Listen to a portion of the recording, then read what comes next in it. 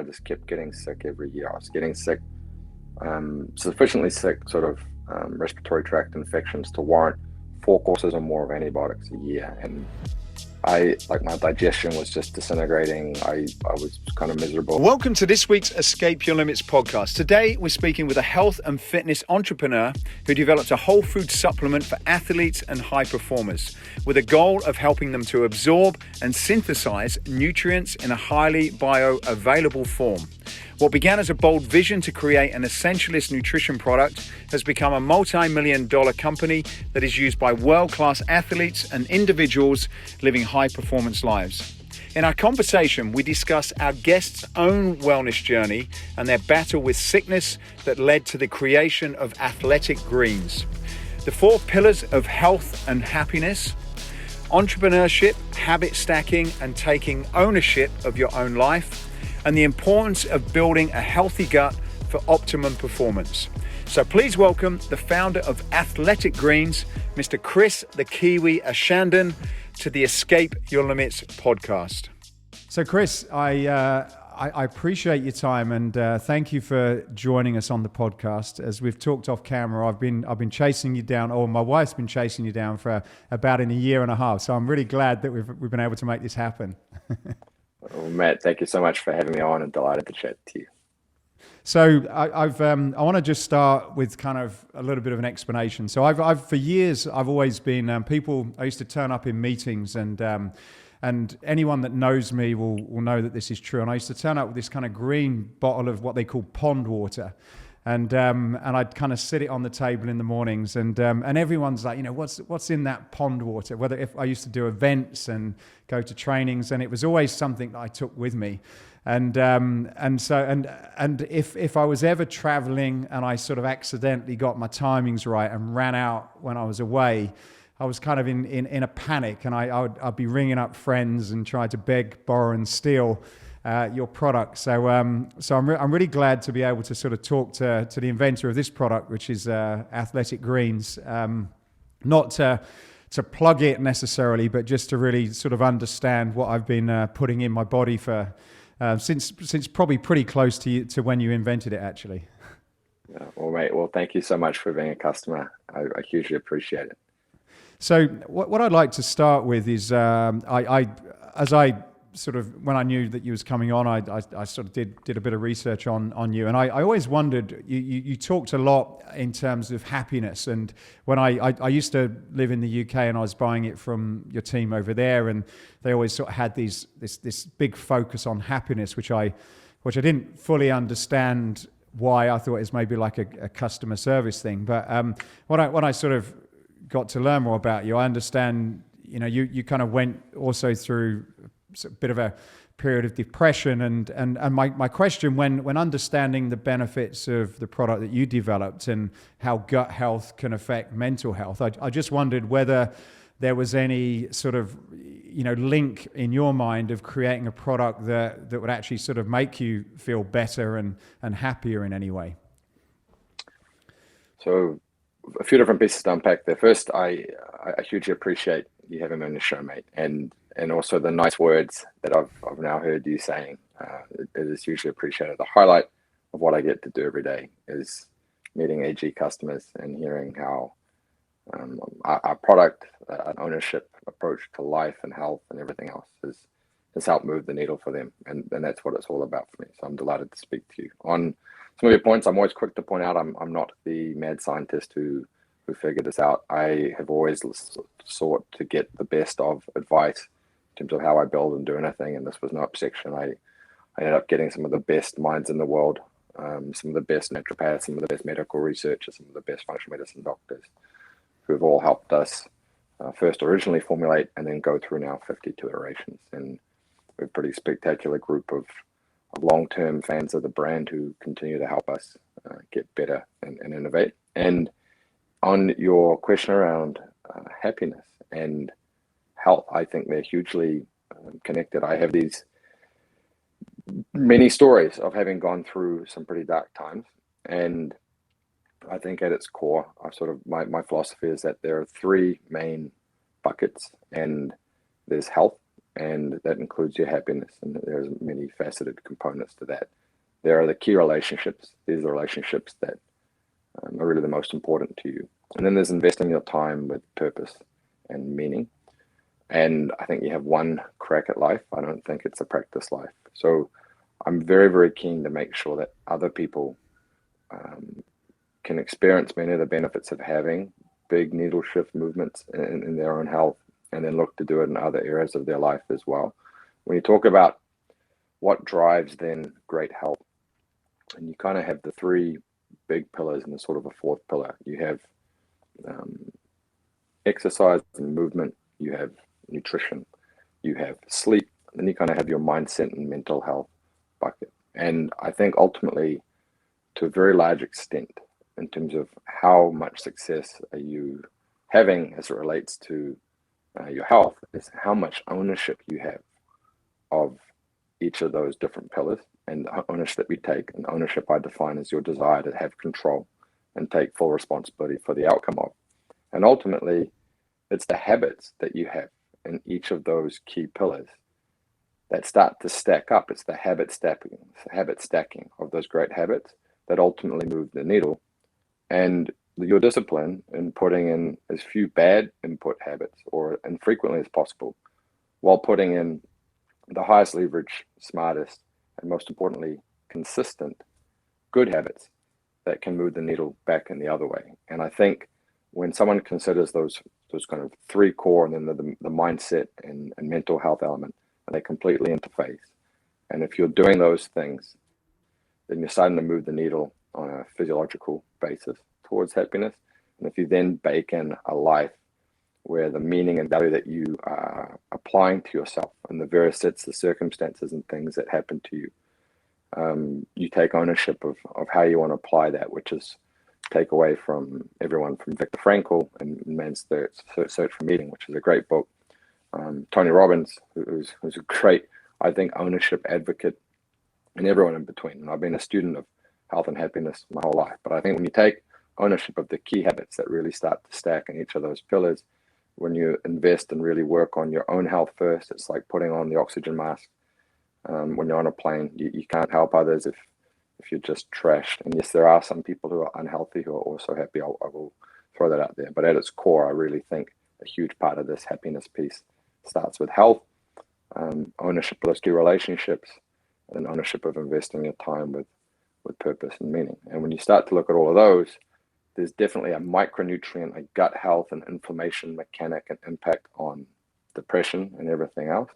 But ultimately, that's one of the physiological levers you can pull around your habit stacking and how you take ownership of your own happiness and other pieces. And for a long time, when I was coming out of the well, if you will, I realized that I only wanted to invest my time working and building things that I truly believed in, and getting to do what those 1, 2, 3, getting to invest and focus on how I can move the needle for my health, getting to invest and focus on how I could help other people doing that, making sure my life included the ability to both interface with the amazing existing people that I have wonderful relationships, my key relationships, and the chance to meet and learn and develop new friendships with other amazing people, and then get to invest my time with purpose and meaning. And I'm pretty grateful that I've built my life to do exactly those things.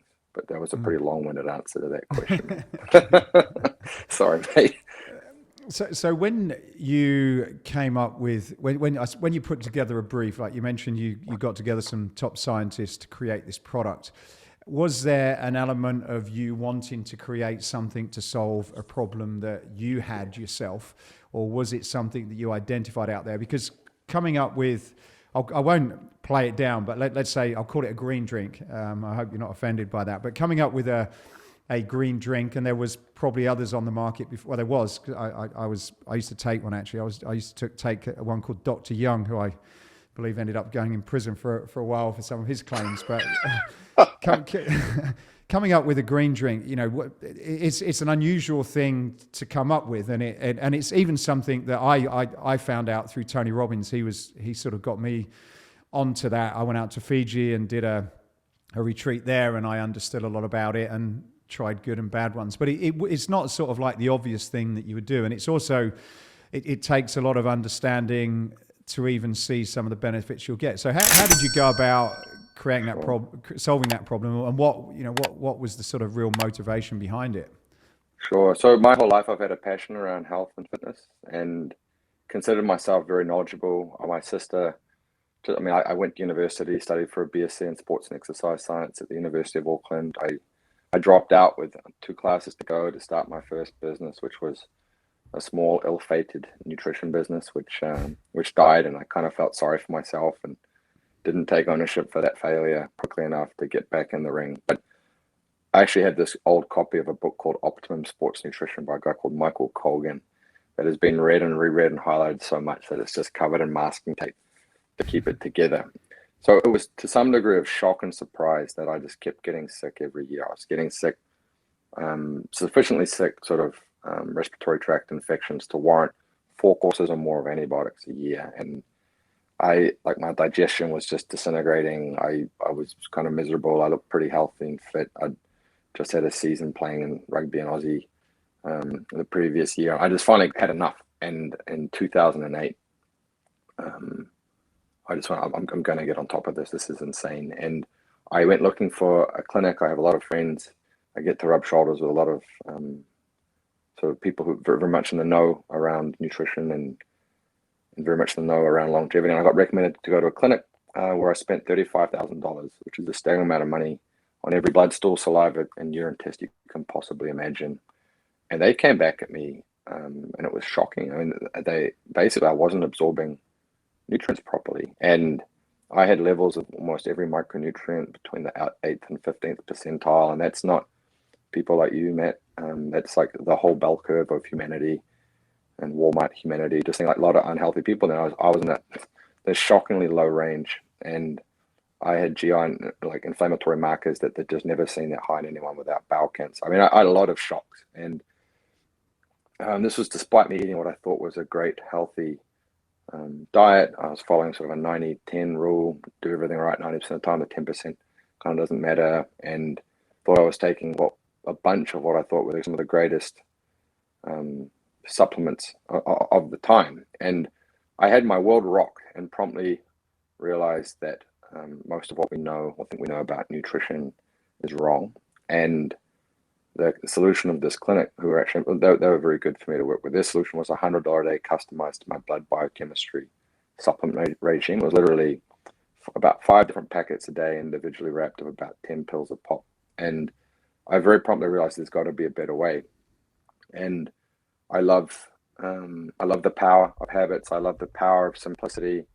My whole life on the entrepreneur journey, I've always looked for how can we and what is the better way. And I went looking for how can I get all of this stuff in a way that actually makes sense, that actually coincides with, and I can talk a little bit about that, to sort of how the nutrition piece ultimately comes together, but actually coincides with how we need to get nutrients into our body and absorb them, and how we want sort of things to work in our own body and give our support, but do it in an extremely powerful, simple way, because I like simplicity. So I was very fortunate to be able to meet and connect with some of the smartest brains in the space, and just put a staggering amount of nutrition into one product and made sure it tasted good, which was no mean feat.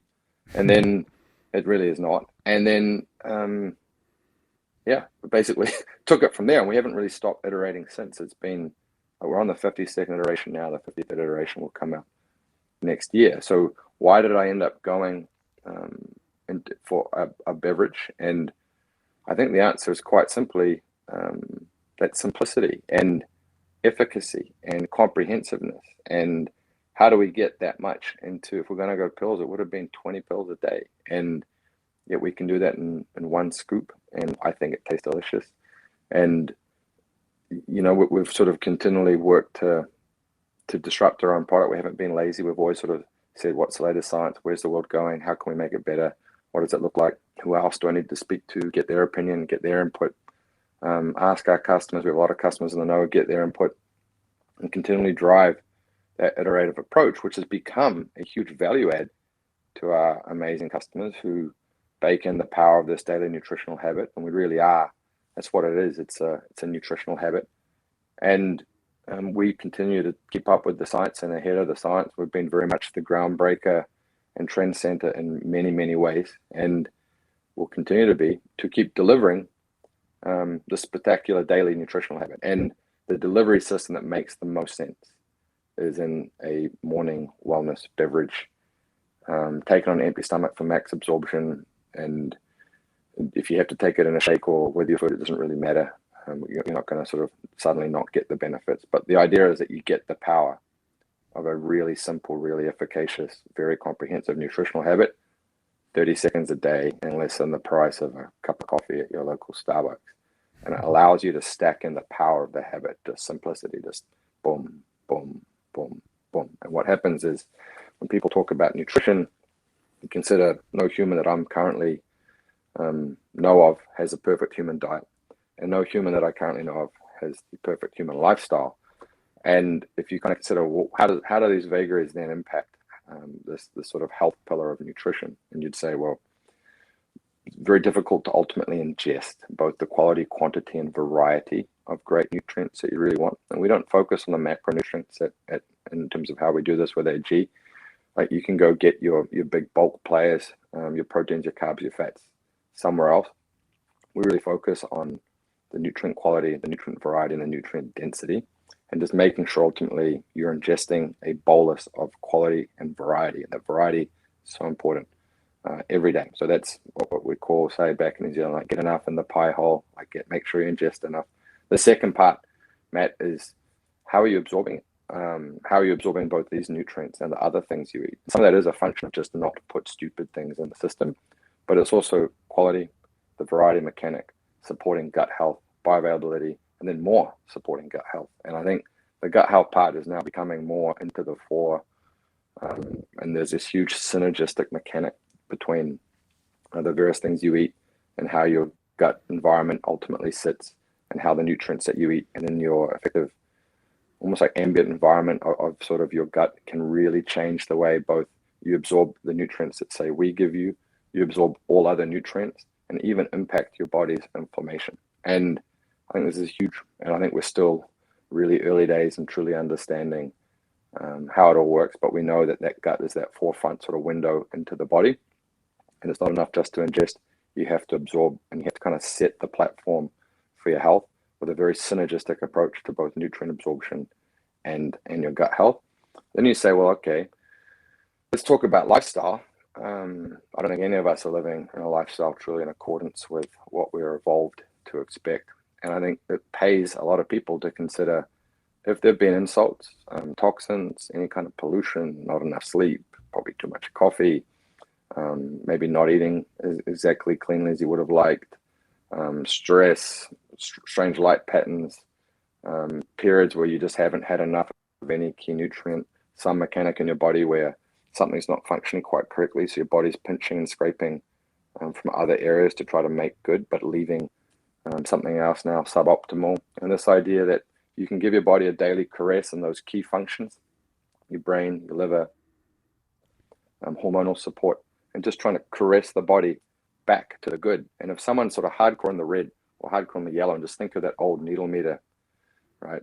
And you talk about health, I'm sure, and exercise and people moving these things into the green. And we both know people can overtrain and start to bounce into the yellow and red. And there's mechanics here, but basically just think of that old dial, and whether you are someone in the red or the yellow, I'll help you move to the green. Or if you're a very elite athlete and you're already hardcore in the green, we can also help you move to the green. But I think the important thing is we've never gone out there trying to say, this is a silver bullet, this is going to cure all. This is for people who want to take ownership of their health. And this is a foundational nutritional habit for those people who want to do that. And that's our space. That's literally what I've spent 12 years building. And now I think we're at a time where more and more humans care more about having control and ownership of their health than ever before. And more people are looking for, well, what's the best? What's that best nutritional habit or the different nutritional habit? And like now we've got 10, 12 years of sticking to our chops as a brand that people can trust, and quality. We're the polar opposite of that guy. We've always been under promise, over deliver. And I think that, there's this whole world out there where people want to align with brands that they trust. They want to align with quality. They want to align with the best of. And I'm very proud of what the team's done to make sure that's the company and brand promise that we've delivered to our customers every day. And I'm proud of it. I'm also honored and privileged to be able to have that trust from our customer base. Thank you for supporting the Escape Your Limits podcast. If you're thinking about creating a unique and engaging fitness space to take your fitness to the next level, then we have you covered. Escape Fitness design and manufacture some of the most innovative, attractive, and durable functional training and free weight equipment used by many of the best trainers and fitness brands across the globe. As a valued listener, we are offering you a 10% discount off many of the products on our website. You can check out the full range by going to escapefitness.com and use the code dumbbell. That's escapefitness.com using the code dumbbell. That's it for me. Please enjoy the rest of this interview. Would you say that some of like the product has come as a result of the way that our lifestyles have changed then? Because it seems recently a lot of people have, even people you talk to, have some sort of gut issues, or they create intolerances of certain things. And I suppose, do you think that that's probably years ago that we probably had more of a simple, cleaner diet, and we weren't eating as many processed foods and sugars and stuff that you shouldn't do. So the stuff we were eating was absorbing, it was reasonably good quality, and we were okay. Whereas now we may be doing things that are not necessarily good for us and we're not able to absorb that. Or is it that we've never really been able to sort of get that type of nutrition, and this sort of takes us beyond where we've ever been before? I actually think it's the former. And there's this principle of robustness and optimization, and this idea that humanity is pretty good at surviving even under surprisingly adverse circumstances, and we seem to do surprisingly well on our ability to breed and continue our species in a surprising big range of circumstances. I think the real mechanic is we're layering in more insults, even where those insults may be subtle, while at the same time failing to deliver more of sort of that good habit stacking. And it's just sort of, if you consider multiple bank accounts, you might have everything from your sleep, your stress, your vitamin D, that's your natural sun exposure, your what sort of nutrition you're eating, and is your gut health sort of torn up and messed up? How good a job are you doing with the nutrients you're eating? How much activity are you doing and moving? Too little, too much. Most of the time it's too little. And you can kind of go through all these different pieces and say, like, are you even staring at a screen too much? Are you kind of altering your body's natural gut? So your body's natural sort of day and night rhythm and light sort of sensitivity. And are you staring at a screen? I mean, all these little things I think are just stacking up at the same time that our food supply is sort of never really been worse on a global piece. And I'm very quick to call out that there are many parts of humanity where just getting sustenance is survival. I'm talking about the first world here, where we get to choose what you put in your mouth. And even when I think where you think you're choosing good things, I do not feel that we're in a world where the quality of our soil or the quality of the nutrients that are basically in the thing that we're eating have been able to assimilate and help us sort of get into our bodies is anywhere near as good as it has been. So I think it's the accumulation of many insults, in some cases minor, at the same time as we're just not giving our bodies exposure to nature, the same level of community, the sleep patterns, the light patterns, the great nutrients, and sort of we're kind of habit stacking in the wrong way. You mentioned about absorption of food, and you gave your example of where you wasn't absorbing the food that you're eating. Is that something common in people, where we could have a pretty decent diet, we're eating the foods that people are saying are good for us, or maybe taking some form of supplementation, but because of maybe something that's going on in the gut, it's not getting through to where it should be? There's some sort of blockage for whatever reason.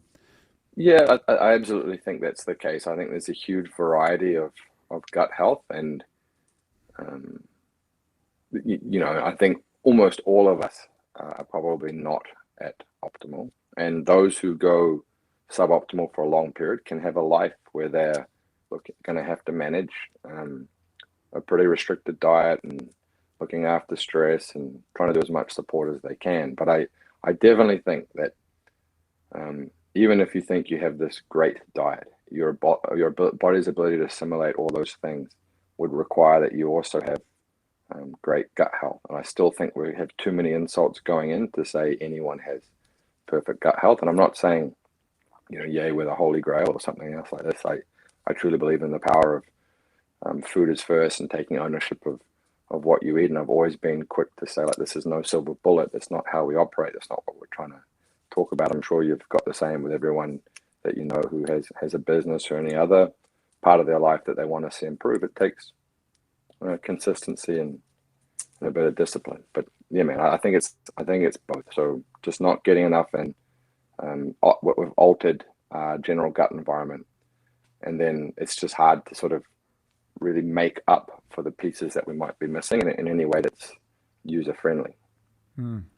So when I've used the product, and I have been, I don't know exactly the amount of years, but I was certainly pretty early on in doing it. And the reason I take it was really just performance. And when I say performance, it's like living a good quality of life. And when I get up, that includes working out, but it's not a performance product that I take it. It's just so I feel great. I used to travel a lot, different time zones, sometimes late nights, late dinners, a few glasses of wine and that sort of thing when you're meeting people. And I know if I ever went away without taking it, I just noticed that things were just a little bit cloudier and just a little bit harder. Whereas when I was taking it, I just seemed to kind of, it was something I had in the morning, which kind of just sorted me out regardless of what was happening. And then within a few hours, I was just kind of almost like ready to go again. My wife started it later. She had similar types of an experience, particularly for digestion and how she felt throughout the day. And then my daughter, whenever she was only probably 6 or 7 at the time, and if ever she had a bit of a strange stomach, or she had maybe been to a party and had some cake or something, whatever, I used to give it to her, and then within an hour she was like a different person. And so I guess what I was curious of, and I sort of read the ingredients and I've tried other things, is I suppose what's actually going on there, because it's certainly not a placebo for me, because I've done a bunch of different things and I've given it to people. There's obviously something kind of going on there, but what in my example then, what's in the product and what is sort of happening for me to kind of just feel significantly different when I'm having this first thing in the morning?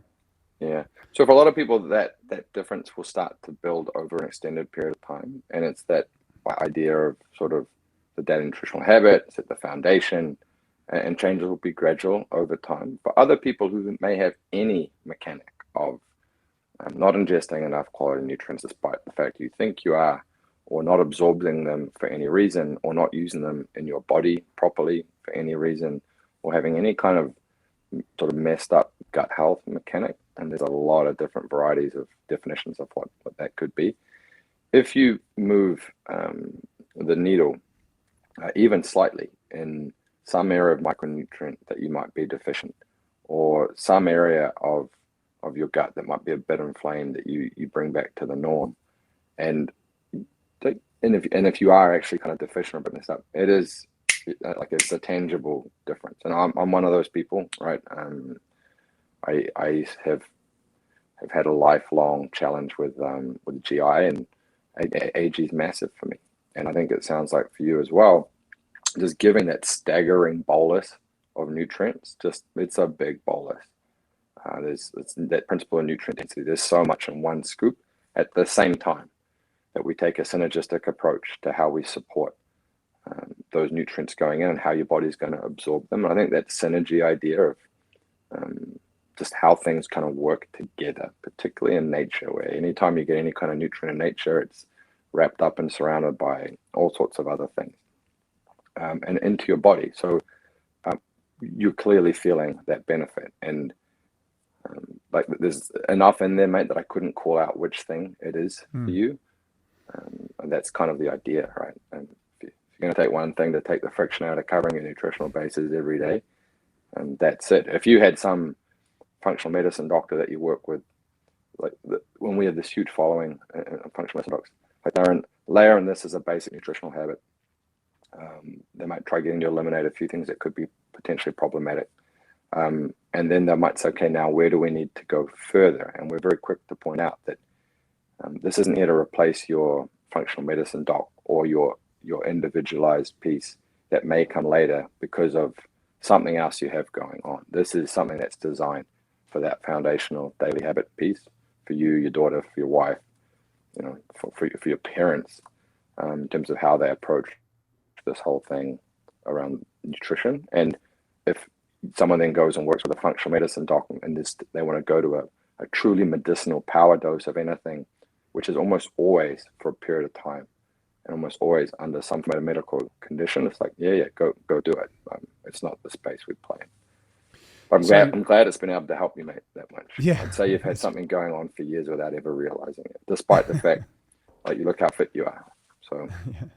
So where do you sit on, one of the things that originally got me into this was some of the stuff that Dr. Young spoke about, which was alkalizing the system, and although it was proven not to be totally correct, about, having an alkaline system and that would reduce a lot of other diseases and things like inflammation.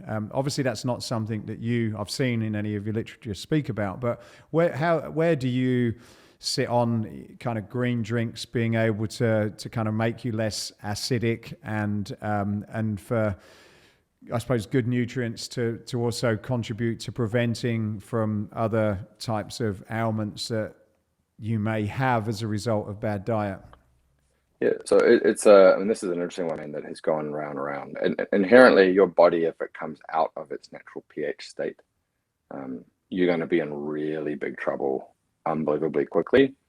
And so I think that there's this mechanic of just folks kind of understanding how the different pieces work. And probably the most important one to understand is that your stomach is a very acidic environment. It is literally that way. It's sort of nature's gift to us through evolution.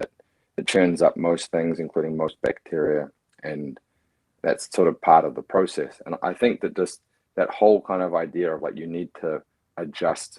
It's good to eat the things in a variety of different foods, I think. And some of those will absolutely be either alkaline or alkaline forming. But in terms of what actually happens in your body, you're not modulating your pH at all. Your body's already kind of set up. I think it's more important to consider food quality, like the nutrient density. Am I avoiding the things that could tear me up? And then consider both variety, quality, and quantity of those nutrients. And I kind of draw a funnel like this because I think if you can kind of cover this principle, I used to call it nature loves variety. Some of the best gut health guys I know refer to it as sort of requisite variety. And it's everything from, are you potentially slightly deficient in some nutrient? Is something else happening in your gut or in your body that means you're not using or absorbing a certain nutrient properly? So maybe you're chewing through it in your body, or maybe you're not sort of getting it through your gut properly. Well, you can really help and address those. So I think that whole alkaline thing got largely debunked, but I do not think it takes away from consider a breadth of variety in nutrition. Consider that this is also going to support a bigger breadth and variety of just different gut microbes. And we know that that variety is, in most cases, when they're beneficial microbes, very beneficial to us. Mm. In terms of, I suppose, foods that you crave, I use the word crave because as most people understand it, one of the noticeable things that I find when I'm on it is the change of your palate changes in a positive way. So I've tested a bunch of things, a bunch of different products, but I used to not that I had a real sweet tooth, but there were certain times in the day, maybe due to energy levels or whatever, where I would sort of have this sort of sugar thing. It used to be many years ago. It used to be kind of in the afternoon, normally after my lunch. I sort of found that this, for whatever reason, kind of eliminated that. So sometimes I'd have a little bit of dark chocolate, and that was normally to do with if I was tired. But certainly the the sort of attraction to more sweeter things, which I kind of put in the category of things that probably are not necessarily things that you want to eat a lot of, change. So is that something that, is that just, again, a psychological thing, or is there something happening to kind of change the things that you're attracted to from a food perspective?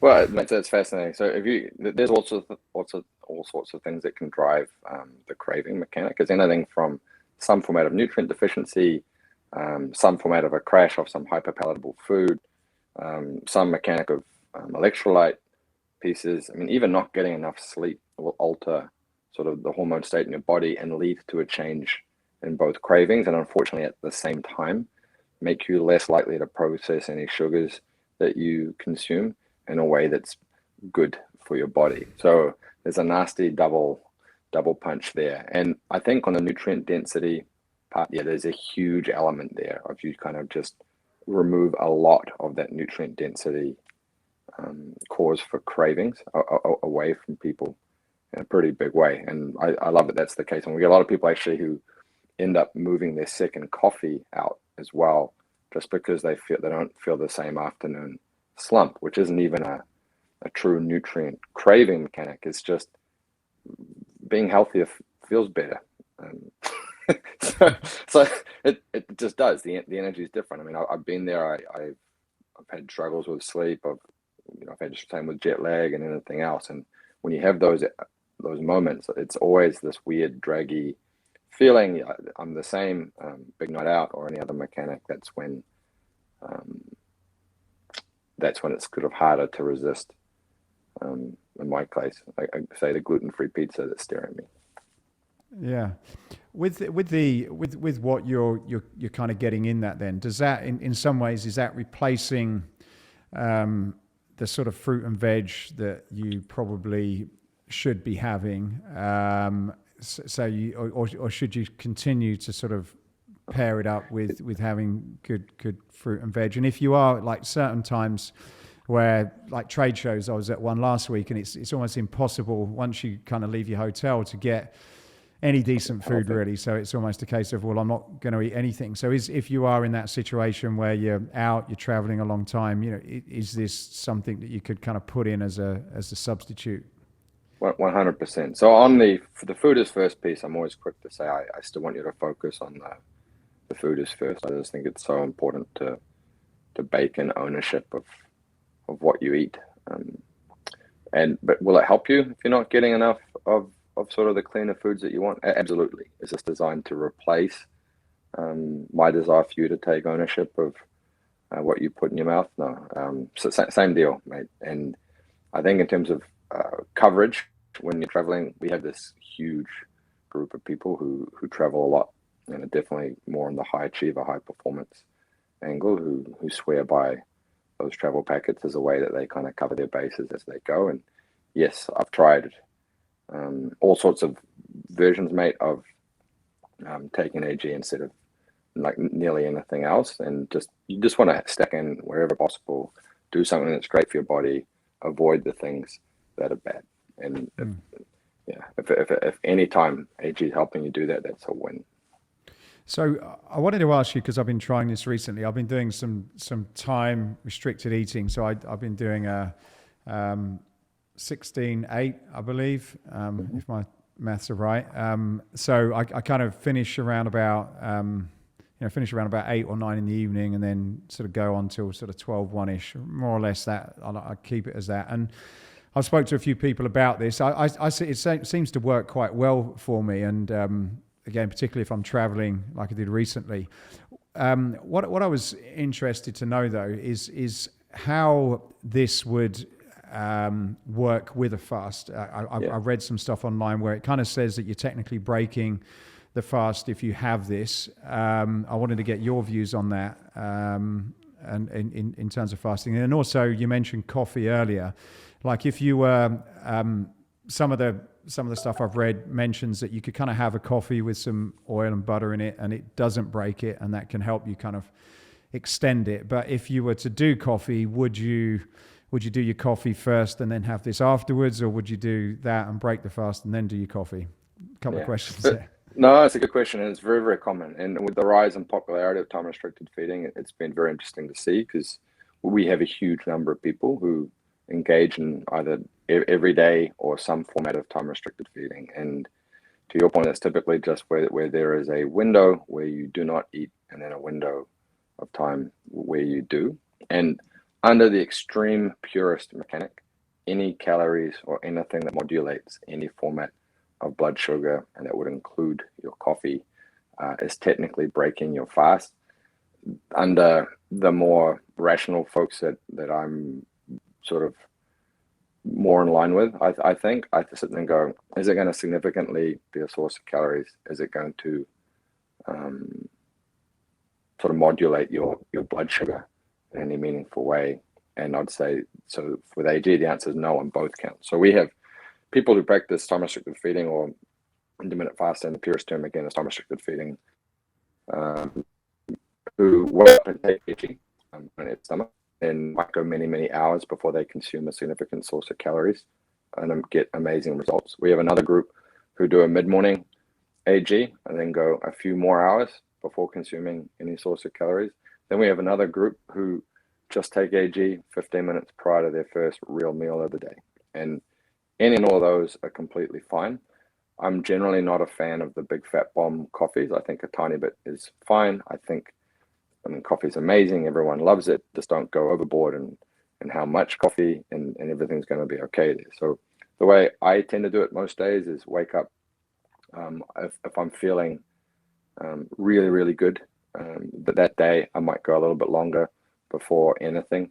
And if I'm feeling even remotely dragging, the AG comes in really fast in terms of how I approach it. But there's nothing wrong with going wake, coffee, AG, wake, AG, coffee, or any combo therein. And I'd probably say the most common and most popular is some mechanic of waking. Some people are doing one than the other, but it seems to be that wake, coffee, AG morning ritual is really going for it. Yeah, that's what I've tried recently, and I've left. Yeah, I kind of leave the coffee. It kind of it allows me to go on an extra hour. And to be honest, when I have the AG, however I do it, that seems to also give me like an hour or two for whatever I'm sure because of what's in it. But it seems to kind of almost fill you up in some ways. Not fill you up like you feel you've eaten, but it kind of seems to provide you with what you need.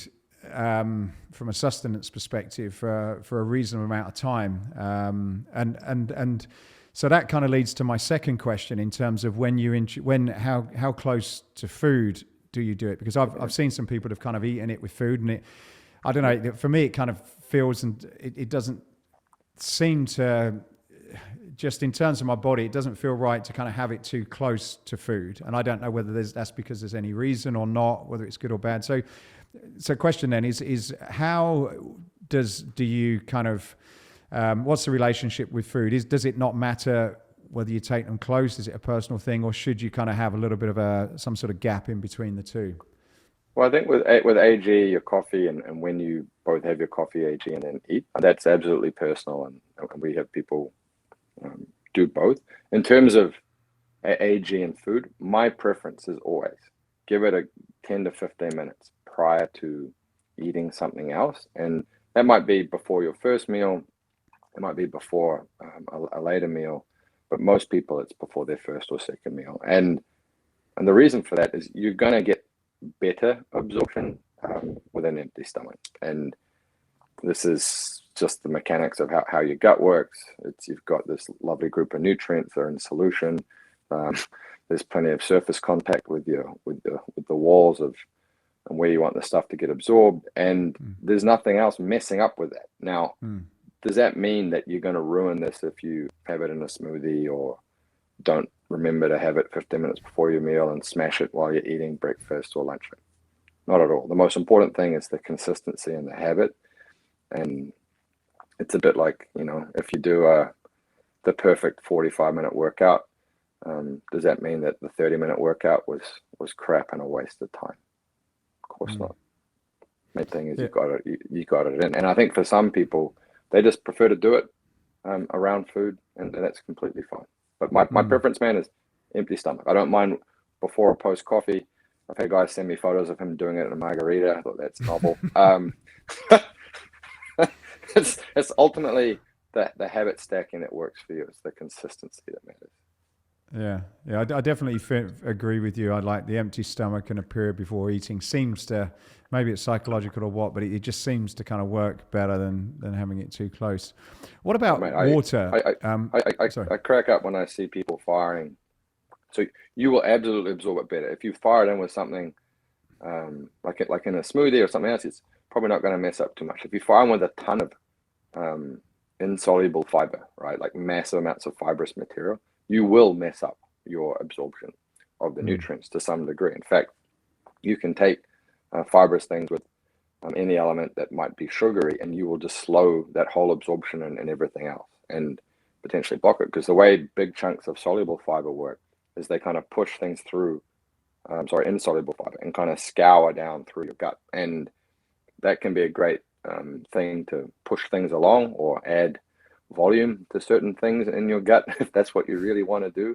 But it's like you wouldn't want to do this and say, someone asked me once, can I mix in like 2 scoops of Metamucil? I was like, that's the word. That's not what you want to do. So I'm just going to call out, like, there are exceptions to that rule. When I see people trying to sell any format of nutritious thing where it's about getting micronutrients and nutrient density, and it comes with this big whack of fiber, I kind of look at it and go, they don't know what they're doing. I do notice, and I've had people like that sort of struggle with this on a number of levels, but certainly early on in the day, it seems to have that effect of your bowel improves movements. Bowel regularity. Unbelievable. Yeah. It's sort of, that's... So I think most of us have all sorts of messed up things in our gut, and that's a range of, we keep eating things that for us may be actually causing some damage to our gut lining. We tend to have had multiple courses of antibiotics. Most of us don't eat a decent variety. We have stress and other things that can mess things up. So anytime you move the needle better in any element of your gut health, you're just going to do better. It's from a health mechanic. And I think there's this huge chunk of the population, because it's sort of this taboo, unspoken about things, that either have some mechanic where they go to the toilet way too much, or some mechanic where they just don't go to the toilet enough. And if you can move the needle for both groups, and you're doing something great for both groups, I'm very proud of how we've done it, by the way. But yeah, man, it's sort of the unspoken added benefit of AG is improve regularity and consistency of bowel movement, which all of us do every day, but it's still sort of a taboo topic. Yeah, and also, like, I was reading, like if you are sick and you can, and when I have been sick, it's a bit of a weird thing to talk about on the podcast, but that is something that kind of stops you not eliminating the waste, essentially. And but it's quite an interesting thing that kind of makes it very effective. And as a result, I suppose you're getting rid of any toxins or whatever out of your body. Which I guess can only be a good thing. Yeah, and like I said, it's about that daily curse of the bodily systems. If you can have some people who have gone too far, and some people who are underclocking, and sort of moving the needle back to. So this is different from that red to green, where it's basically the further the green, the better. I just mean like this thing of the pendulum, too high, too low. So constipated, something's not working properly. Run some format of overly stressed or messed up GI and some other mechanics, and suddenly people have what's known as IBSD or irritable bowel syndrome, diarrhea, where they're going to toilet too much.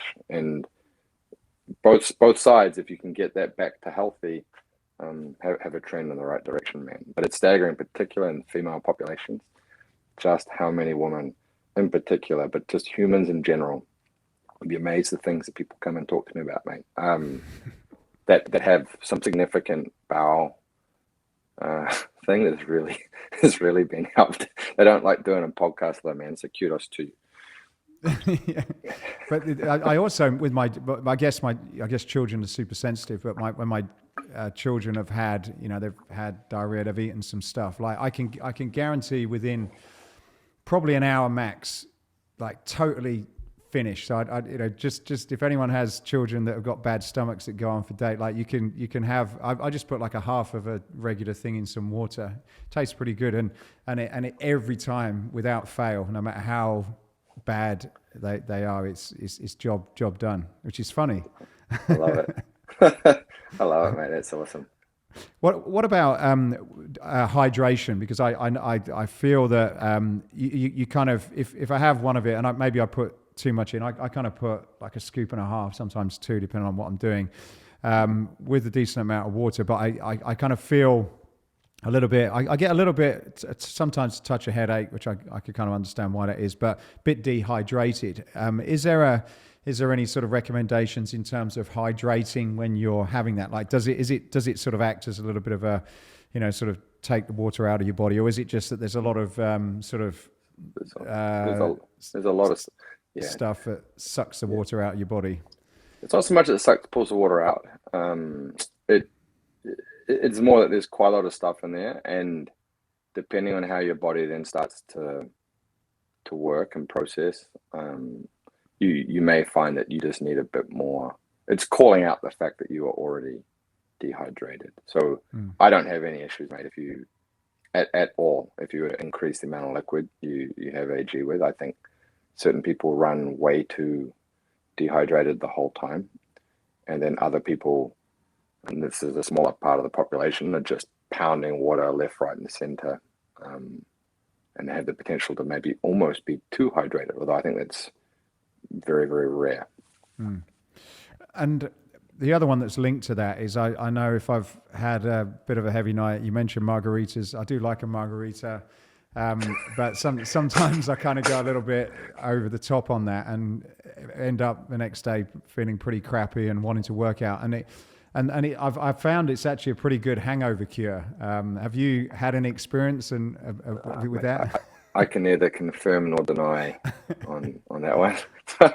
Yeah, it's quite well known amongst certain populations that this can assist with Saturday morning blues on that piece. Yeah. And what is it doing? Just because your gut's been messed up with the alcohol and because there's probiotics in it, isn't there? Yeah, there's heaps of probiotics.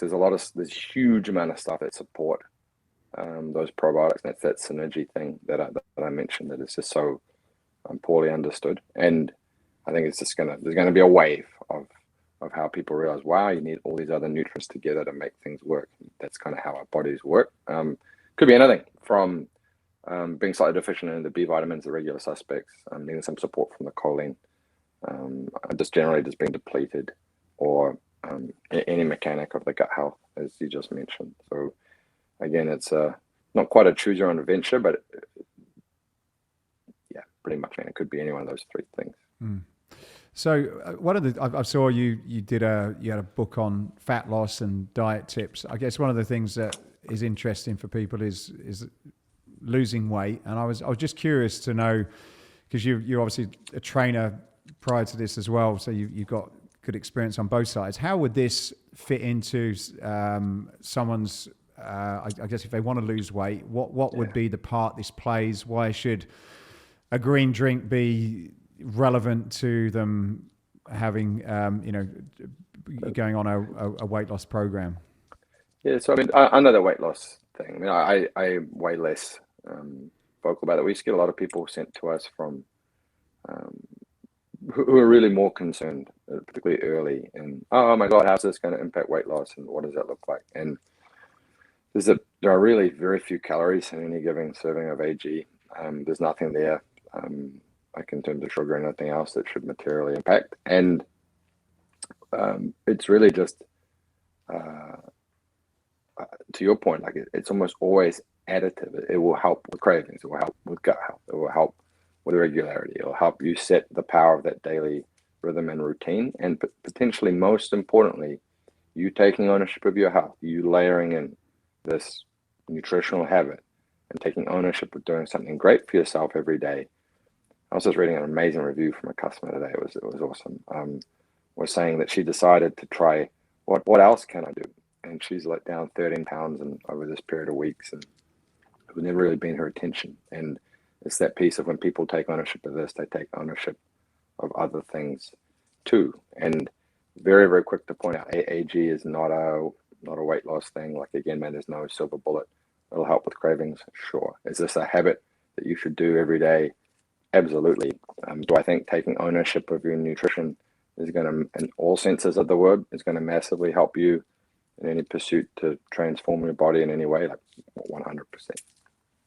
And with your experience in nutrition, have you found that there's some kind of simple rules that people can follow, whether they're trying to lose weight or just stay healthy or just feel good about themselves, that kind of works well with this type of lifestyle that you're talking about in terms of proteins, fats, carbohydrates? Is it, do you have any kind of simple rules to say, look, follow this? Yeah, I mean, for most people, food quality, just start solving the food quality. I think you want to eat that in a way that for you, that you both enjoy eating that way. And it can vary hugely for different people in a way that doesn't send your blood sugar skyrocketing and doesn't generate an inflammatory response. And then it's just sufficient. Once you sort of covered the nutrient density, you're not eating things that for you are not good for you. You're eating in a way that maps your ideology and desired palate or anything else.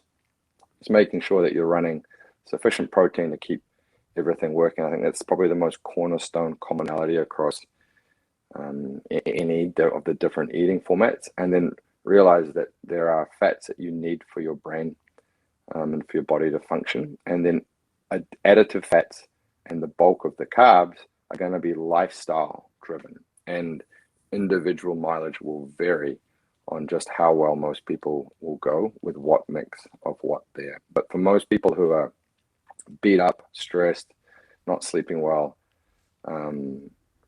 or have had a period of their lives where they haven't had the sort of the either the lifestyle or the body fat that they want, I tend to start on the lower carbs side. And then for those who aren't in that bucket, I'm really less concerned with the carb fat split. It's what works best for them.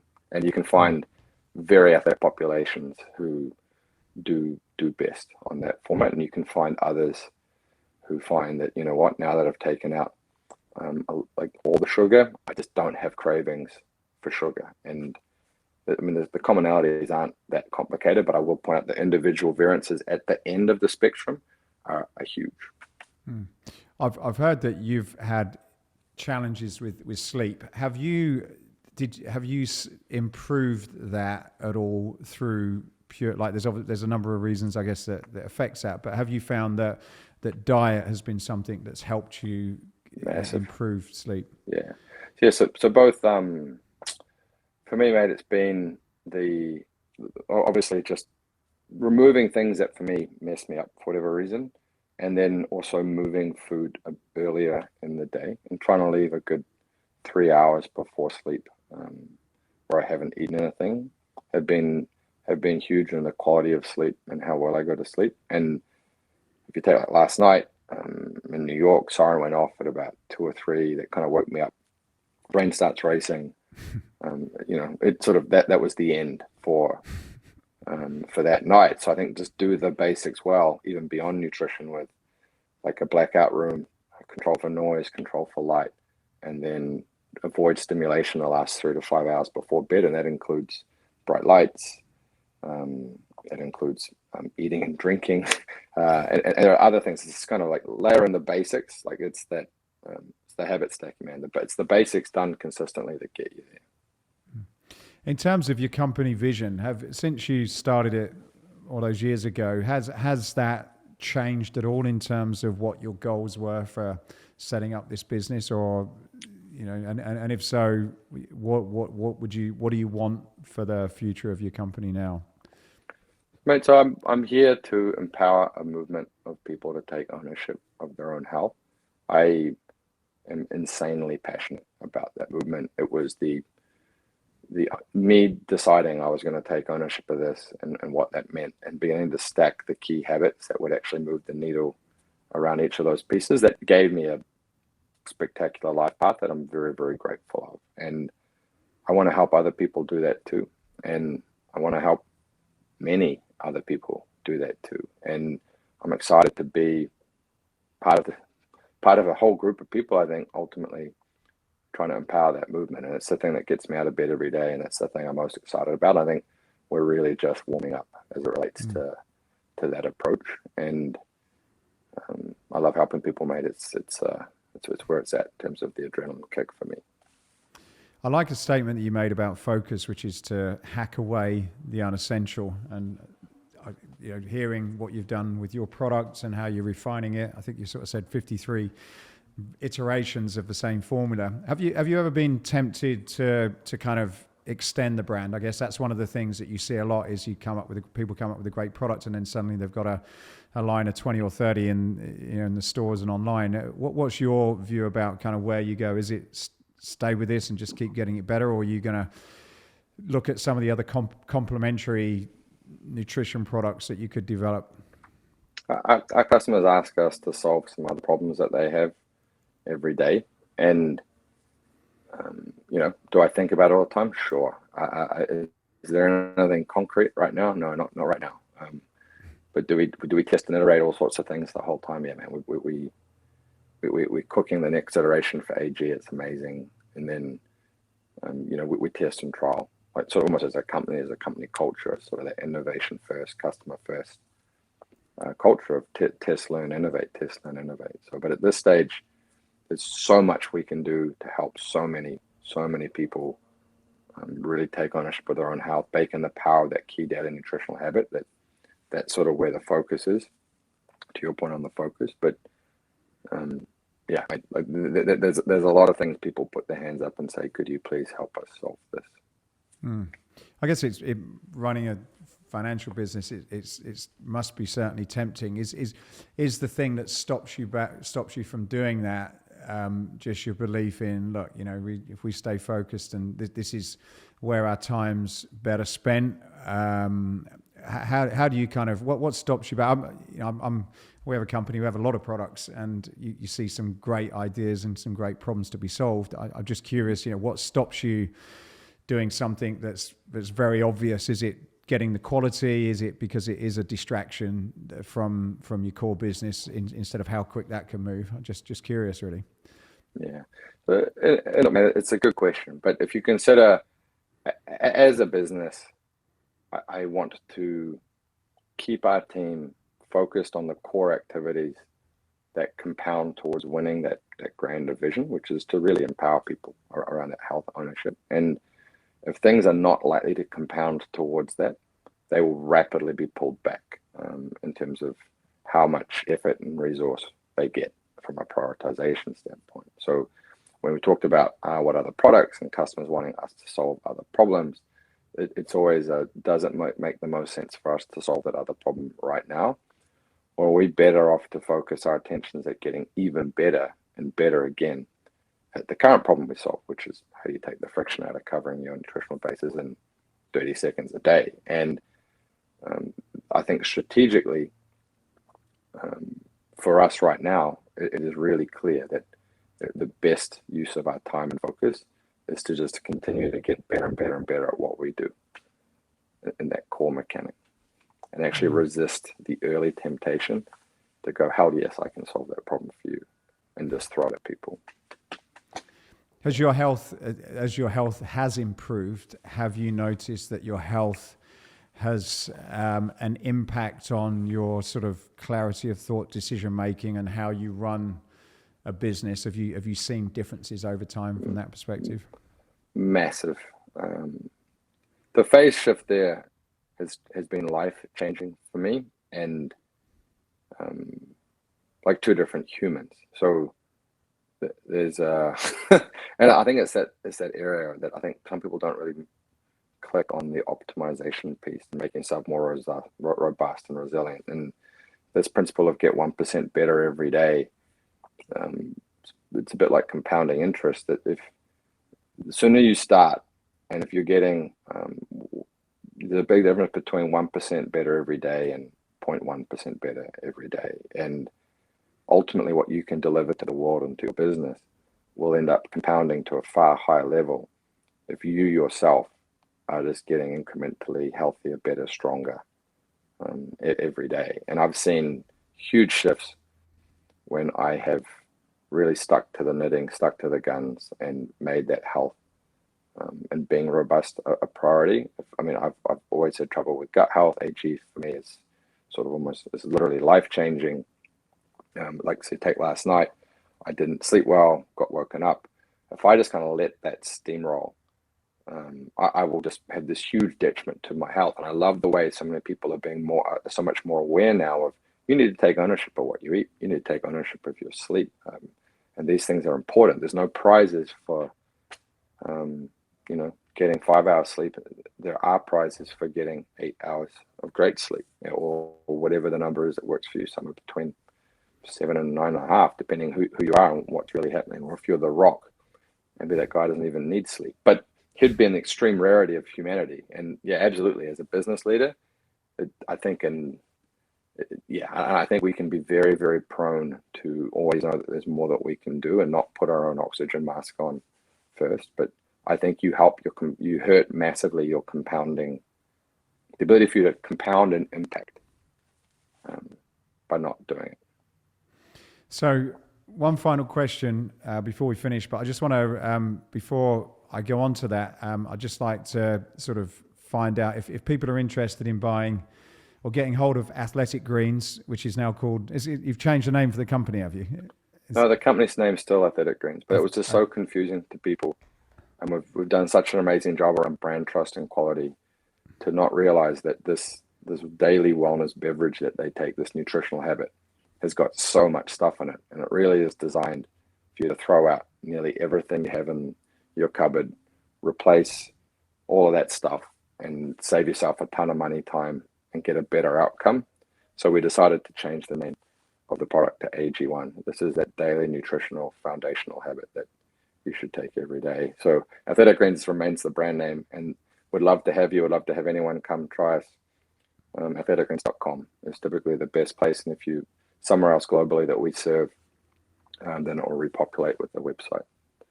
Excellent.